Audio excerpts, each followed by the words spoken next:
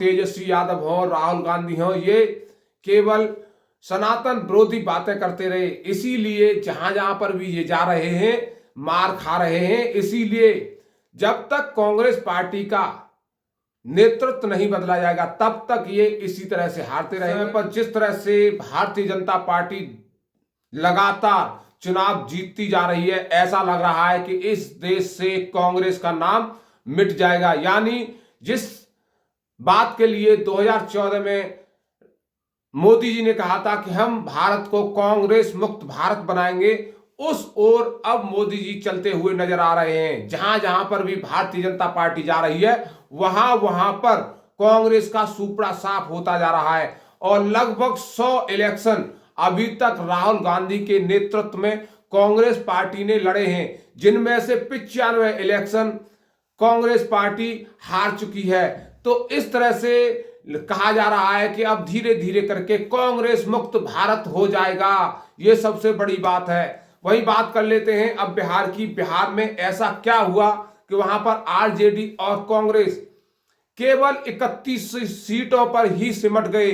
RJD जो 2015 और 2020 में बिहार की सबसे बड़ी पार्टी होती थी, वह अब तीसरे नंबर की पार्टी बनकर निकली है। वहीं जो कांग्रेस की हालत इतनी खराब है कि वह क्षेत्रीय पार्टियों के बराबर भी सीट नहीं निकाल पा रही है। तो बात करते हैं क्या स्थिति थी, क्या परिस्थिति थी, पूरी जानकारी आपको इस वीडियो में मिलेगी।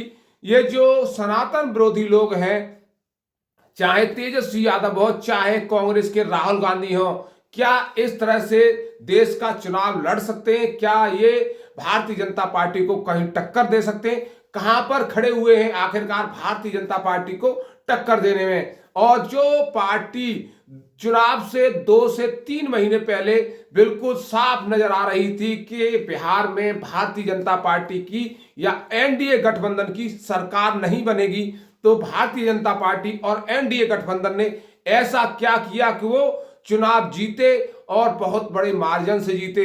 इस बात को कोई भी हजम नहीं कर पा रहा है। राहुल गांधी ने जिस तरह से वहां पर चुनाव प्रचार किया और वोट चोरी का मुद्दा उठाए, एक समय पर बहुत बड़ा मुद्दा था। वहीं आरजेडी लगातार प्रवासी बिहारियों के बारे में बात कर रही थी, लगातार ये कह रही थी कि हम किसी भी बिहारी को अपनी सरकार बनने के बाद बिहार से बाहर नहीं जाने देंगे, सभी को यहीं पर रोजगार दिया जाएगा। यहीं पर सबसे बड़ा खेल हो गया दोस्तों। एक तो देखिए, इनके पास कोई रणनीति नहीं थी चुनाव लड़ने की। आरजेडी के तेजस्वी यादव लगातार कांग्रेस को खत्म करने के चक्कर में वीआईपी पार्टी का समर्थन कर रहे थे पिछले रास्ते से। ये बहुत बड़ी बात है। उनको लग रहा था कि चुनाव होने के बाद जब वीआईपी पार्टी अच्छी सीटें निकाल कर लाएगी और आरजेडी अच्छी सीटें निकाल कर लाएगी तो कांग्रेस को दरकिनार कर दिया जाएगा। और तेजस्वी यादव सोच रहे थे कि मुकेश सहनी के साथ मिलकर बिहार में सरकार बना लेंगे और कांग्रेस पार्टी को दरकिनार कर देंगे। इसी के चलते इनमें लास्ट तक, जब तक चुनाव आयोग की तारीख तय होती रही, तब तक इनमें खींचातानी होती रही कि आखिरकार कौन किस सीट पर चुनाव लड़ेगा। तो ये सबसे बड़ी दिक्कत इनके सामने रही कि इन्होंने सीटों का बंटवारा समय रहते नहीं किया। ऐन समय पर इन्होंने सीटों का बंटवारा किया, फिर उसके बाद ये प्रचार नहीं कर पाए। इससे भी बड़ी बात यह है कि इनके पास मुद्दे नहीं थे। जिस तरह से तेजस्वी यादव ने चुनाव में कहा कि हम हर एक घर से एक व्यक्ति को सरकारी नौकरी देंगे, यानी बिहार के लोगों के बीच में ये बात आ चुकी थी कि आखिरकार इनके पास ऐसा कौन सा प्लान है जिसके जरिए ये प्रत्येक परिवार को एक नौकरी दे दें। ये बिल्कुल झूठ बोल रहे हैं। वहीं भारतीय जनता पार्टी लगातार ये कह रही थी कि हम 2 करोड़ नौकरियां देंगे। उन्होंने ऐसा नहीं कहा कि हम प्रत्येक घर में नौकरी देंगे। यहां पर भारतीय जनता पार्टी ने आरजेडी को पीछे छोड़ दिया। वहीं पर भारतीय जनता पार्टी ने एक बड़ा गेम खेला कि चुनाव से एन पहले 10,000 रुपए प्रत्येक महिला के खाते में पहुंचाए। ये 10,000 रुपए महिलाओं के खाते में पहुंचने के बाद वहां पर महिला शक्ति का वोट भारतीय जनता पार्टी की तरफ मुड़ गया, नीतीश बाबू की तरफ मुड़ गया। वहीं पर आरजेडी के तेजस्वी यादव सनातन विरोधी काम करते हुए नजर आए। उनका एक बयान वायरल हुआ, उसमें वो ये कह रहे थे कि हमारी सरकार बिहार में आने दो, वक्फ बोर्ड को फाड़ कर फेंक देंगे, यानी वक्फ बोर्ड में जो संशोधन किया है उसको खत्म कर दिया जाएगा, जो सनातन से जुड़े हुए लोगों के लिए बहुत बड़ी बात थी। ये इस तरह की बातें करते रहे जिससे सनातनी लोग टारगेट पर आते रहे। अभी तक इन विपक्षी पार्टियों को यह नहीं मालूम है कि आखिरकार भारतीय जनता पार्टी किस मूड में चुनाव लड़ती है, किस मोड पर चुनाव लड़ती है।